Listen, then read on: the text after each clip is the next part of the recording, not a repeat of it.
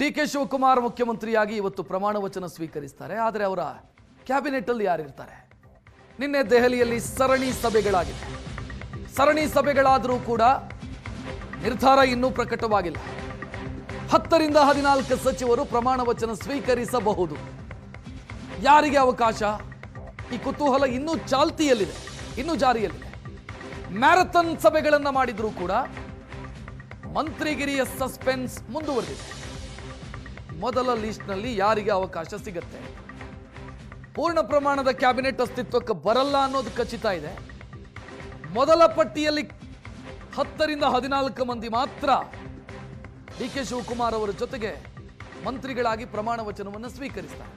ಅವ್ರು ಯಾರು ಮತ್ತು ಮಾನದಂಡಗಳು ಏನು ಅಂತ ಒಂದು ಸಂಭವನೀಯ ಪಟ್ಟಿಯನ್ನು ನೀವು ನೋಡ್ತಾ ಇದ್ದೀರಿ, ಸಂಭಾವ್ಯ ಪಟ್ಟಿಯನ್ನು ನೀವು ಗಮನಿಸ್ತಾ ಇದ್ದೀರಿ. ಇದರಲ್ಲಿ ಉಪಮುಖ್ಯಮಂತ್ರಿಗಳು ಯಾರಾಗ್ತಾರೆ ಅನ್ನೋ ಪ್ರಶ್ನೆ ಬಂದಾಗ ಪರಮೇಶ್ವರ್ ಅವರ ಹೆಸರು ಓಡಾಡ್ತಾ ಇದೆ. ಉಪಮುಖ್ಯಮಂತ್ರಿಗಳಾಗಬಹುದೇನೋ ಅನ್ನೋದರ ಬಗ್ಗೆ ಸದ್ಯ ಸುದ್ದಿ ಓಡಾಡ್ತಾ ಇರೋದು. ಬಟ್ ಕ್ಯಾಬಿನೆಟ್ ಅಲ್ಲಿ ಯಾರು ಇರ್ತಾರೆ ಅನ್ನೋದು ಇನ್ನೂ ಸ್ಪಷ್ಟವಾಗಿಲ್ಲ. ಪಟ್ಟಿ ರಿಲೀಸ್ ಆಗಬಹುದು ಹೈಕಮಾಂಡ್ನಿಂದಲೇ. ತಮ್ಮ ಅಭಿಪ್ರಾಯವನ್ನ ಡಿ ಕೆ ಶಿವಕುಮಾರ್ ಹೇಳಾಗಿದೆ, ಸಿದ್ದರಾಮಯ್ಯ ಅವರು ಹೇಳಾಗಿದೆ, ಆಕ್ಷೇಪಗಳನ್ನು ಹೇಳಾಗಿದೆ. ಕೆಲ ಹೆಸರುಗಳಿಗೆ ಡಿ ಕೆ ಶಿವಕುಮಾರ್ ಅವರ ಆಕ್ಷೇಪ, ಕೆಲ ಹೆಸರುಗಳಿಗೆ ಸಿದ್ದರಾಮಯ್ಯ ಅವರ ಆಕ್ಷೇಪ. ಇದರ ಆಚೆಗೆ ನಿರ್ಧಾರ ತೆಗೆದುಕೊಳ್ಳಬೇಕಾಗಿರೋದು ಹೈಕಮಾಂಡ್. ಹೈಕಮಾಂಡ್ ಅಳೆದು ತೂಗಿ ಇವತ್ತು ಪಟ್ಟಿಯನ್ನು ರಿಲೀಸ್ ಮಾಡಬಹುದು 10 ಗಂಟೆ ಹೊತ್ತಿಗೆ ಅಂತ. ಪಟ್ಟಿ ರಿಲೀಸ್ ಆಗಲೇಬೇಕು ಸಂಜೆ ಒಳಗಾಗಿ. 10 ಗಂಟೆಗೆ ಸಿಗಬಹುದು, 10 ಗಂಟೆಗೆ ರಿಲೀಸ್ ಆಗಬಹುದು ಅನ್ನುವಂಥ ಸಾಧ್ಯತೆ ಇದೆ.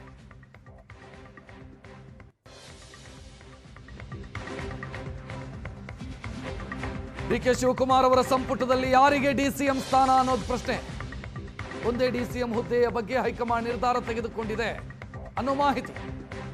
ಡಾಕ್ಟರ್ ಜಿ ಪರಮೇಶ್ವರ್ ಉಪಮುಖ್ಯಮಂತ್ರಿಗಳಾಗುವಂತ ಸಾಧ್ಯತೆ ಇದೆ. ಮೈತ್ರಿ ಸರ್ಕಾರದಲ್ಲಿ ಉಪಮುಖ್ಯಮಂತ್ರಿಯಾಗಿದ್ದವರು ಡಾಕ್ಟರ್ ಜಿ ಪರಮೇಶ್ವರ್. ಕುಮಾರಸ್ವಾಮಿ ಅವರ ಕ್ಯಾಬಿನೆಟ್ ಅಲ್ಲಿ ಕುಮಾರಸ್ವಾಮಿ ಅವರು ಮುಖ್ಯಮಂತ್ರಿಯಾಗಿದ್ದರೆ ಪರಮೇಶ್ವರ್ ಉಪಮುಖ್ಯಮಂತ್ರಿಯಾಗಿದ್ದರು. ಸಿದ್ದರಾಮಯ್ಯ ಅವರ ಕ್ಯಾಬಿನೆಟ್ ನಲ್ಲಿ ಗೃಹ ಸಚಿವರಾಗಿ ಈಗ ಅವರಿಗೆ ಉಪಮುಖ್ಯಮಂತ್ರಿ ಹುದ್ದೆ ಒಲಿಯುವಂತ ಸಾಧ್ಯತೆಗಳಿದ್ದಾವೆ. ಒಕ್ಕಲಿಗ ಮತ್ತು ಪರಿಶಿಷ್ಟ ಜಾತಿ ಅನ್ನುವಂಥ ಕಾಂಬಿನೇಷನ್ ಅಂತ ತೆಲಂಗಾಣದಲ್ಲಿ ಇದೇ ರೀತಿ ಮಾಡಿದ್ದಾರೆ. ಹೆಂಗೆ ಅಂತಂದ್ರೆ ತೆಲಂಗಾಣದ ಮುಖ್ಯಮಂತ್ರಿ ಪ್ರಬಲ ರೆಡ್ಡಿ ಸಮುದಾಯಕ್ಕೆ ಸೇರಿದವರು, ಅಲ್ಲಿನ ಉಪಮುಖ್ಯಮಂತ್ರಿ ಪರಿಶಿಷ್ಟ ಜಾತಿಗೆ ಸೇರಿದವರು. ಅದೇ ರೀತಿಯ ಕಾಂಬಿನೇಷನ್ ಅನ್ನ ಕರ್ನಾಟಕದಲ್ಲೂ ಮಾಡುವಂತ ಸಾಧ್ಯತೆ ಇದೆ.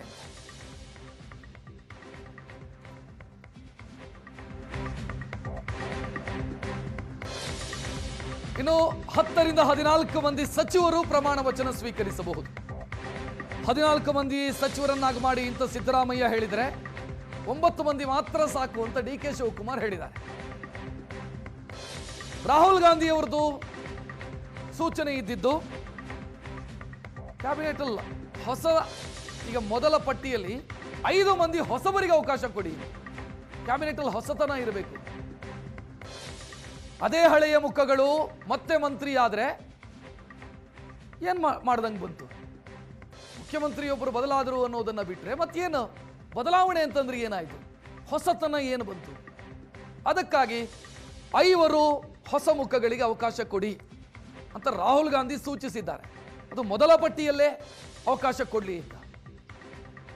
ಸೊ ಇದರ ಆಚೆಗೆ ನಿರ್ಧಾರ ಹೈಕಮಾಂಡ್ ಯಾವ ರೀತಿ ತೆಗೆದುಕೊಳ್ಳುತ್ತೆ?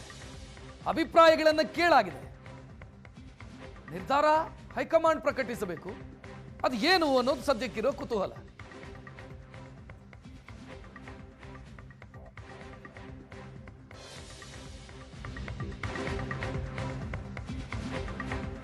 ಹತ್ತರಿಂದ 14 ಮಂದಿ ಸಚಿವರಾಗಿ ಪ್ರಮಾಣ ವಚನ ಸ್ವೀಕರಿಸುವ ವಿಚಾರಕ್ಕೆ ಸಂಬಂಧಿಸಿದಂತೆ ಡಿ ಕೆ ಶಿವಕುಮಾರ್ ಮಾತನಾಡಿದ್ದಾರೆ. ಇವತ್ತು 10 ಗಂಟೆಗೆ ಪಟ್ಟಿ ರಿಲೀಸ್ ಆಗುತ್ತೆ, 10 ಗಂಟೆಗೆ ಬರಬಹುದು ಇವತ್ತು ಪಟ್ಟಿ ಅಂತ ಡಿ ಕೆ ಶಿವಕುಮಾರ್ ಮಾತನಾಡಿದ್ದಾರೆ. ಈ ಸಂಭವನೀಯ ಪಟ್ಟಿಗಳೆಲ್ಲವೂ ಕೂಡ ಅದು ಊಹಾಪೋಹ. ಅಧಿಕೃತ ಪಟ್ಟಿ 10 ಗಂಟೆಗೆ ರಿಲೀಸ್ ಆಗುತ್ತೆ ಅಂತ ಶಿವಕುಮಾರ್ ಮಾತನಾಡಿದ್ದಾರೆ. ಗಂಟೆನೋ ಮಧ್ಯಾಹ್ನ ನನಗೆ ಹೆಸರನ್ನು ದೆಹಲಿಯವರು ಕಳಿಸ್ಕೊಡ್ತಾರೆ. ನಾವೆಲ್ಲ ಸೇರಿ ಚರ್ಚೆ ಮಾಡಿದ್ದೀವಿ, ನಮ್ಮ ಅಭಿಪ್ರಾಯನ ತಿಳಿಸಿದ್ದೀವಿ. ಅಂತಿಮ ತೀರ್ಮಾನ ದೆಹಲಿಯವರು ಮಾಡಿ ನನಗೆ ಕಳಿಸ್ಕೊಡ್ತಾರೆ. ಆಮೇಲೆ ನಾನು ರಾಜಭವನ್ಗೆ ಪಟ್ಟಿಯನ್ನು ಕಳಿಸ್ಕೊಡ್ತೇನೆ. ಇಷ್ಟು ಮಾತ್ರ ಹೇಳಲಿಕ್ಕೆ ಬಯಸ್ತೇನೆ.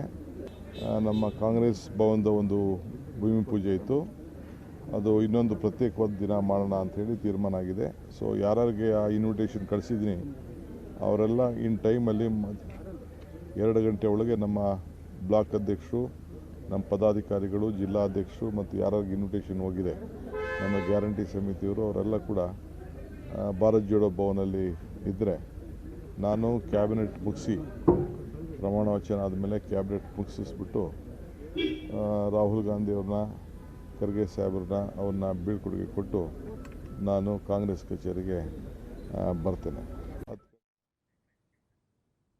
ಹೆಚ್ಚಿನ ಡೀಟೇಲ್ ನೀಡೋದಕ್ಕೆ ನಮ್ಮ ಪ್ರತಿನಿಧಿ ಮಾರುತೇಶ್ ನೇರ ಸಂಪರ್ಕದಲ್ಲಿ. ಮಾರುತೇಶ್, ಇದು ಪಟ್ಟಿಯ ವಿಚಾರದಲ್ಲಿ ಆಯ್ಕೆ ಕಗ್ಗಂಟಾಗಿರೋದಾ ಅಥವಾ ಗೊಂದಲ ಆಗಬಾರದು ಅನ್ನೋ ಕಾರಣಕ್ಕಾಗಿ ರಹಸ್ಯ ಕಾಯ್ದುಕೊಳ್ತಾ ಇರೋದಾ?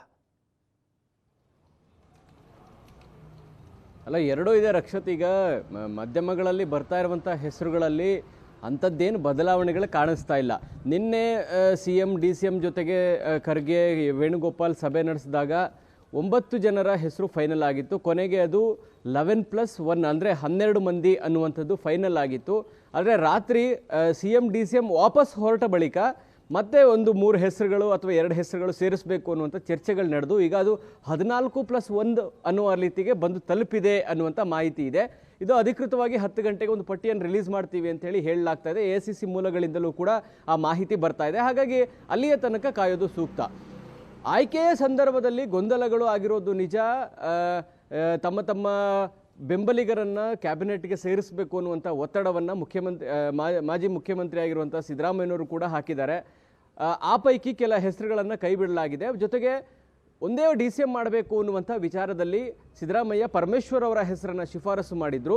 ಅವರ ಬಗ್ಗೆಯೂ ಅಂದರೆ ಅವರನ್ನು DCM ಮಾಡಬೇಕಾ ಬೇಡವಾ ಅನ್ನೋದ್ರ ಬಗ್ಗೆಯೂ ಕೂಡ ತಡರಾತ್ರಿಯ ತನಕ ಚರ್ಚೆ ನಡೆದಿದೆ. ಆ ಚರ್ಚೆಗಳ ಕಾರಣಕ್ಕಾಗಿಯೇ ರಾತ್ರಿ ಈ ಅಧಿಕೃತ ಪಟ್ಟಿಯನ್ನು ಫೈನಲ್ ಮಾಡಲಿಕ್ಕೆ ಸಾಧ್ಯ ಆಗಲಿಲ್ಲ. ಜೊತೆಗೆ ರಾಹುಲ್ ಗಾಂಧಿಯವರು ಕೂಡ ಒಂದು ಸಜೆಷನ್ಸ್ ಕೊಟ್ಟಿದ್ರು. ಈಗ ತೆಗೆದುಕೊಳ್ತಕ್ಕಂಥ ಪ್ರಮಾಣ ವಚನದ ಸಂದರ್ಭದಲ್ಲಿ ಹೊಸ ಮುಖಗಳಿಗೂ ಕೂಡ ಅವಕಾಶವನ್ನು ಕೊಡಬೇಕು ಅನ್ನುವಂತಹ ಸೂಚನೆಯನ್ನು ಕೊಟ್ಟಿದ್ರು.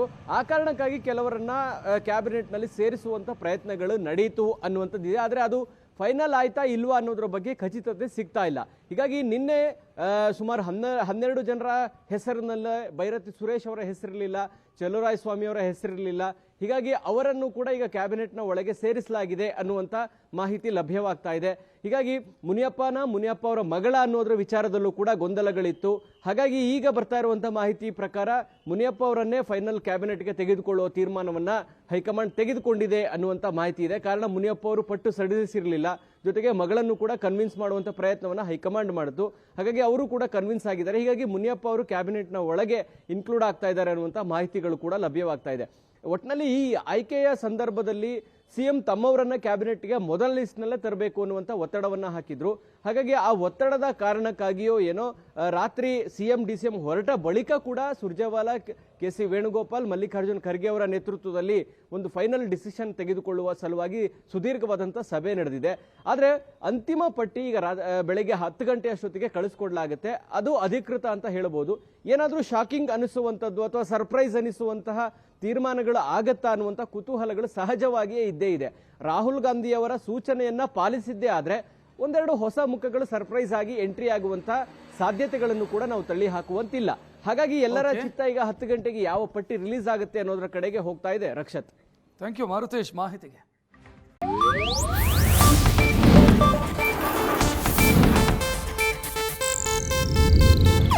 ಇದು ಏಷ್ಯಾನೆಟ್ ನ್ಯೂಸ್ ನೆಟ್ವರ್ಕ್ ಪ್ರಸ್ತುತಿ.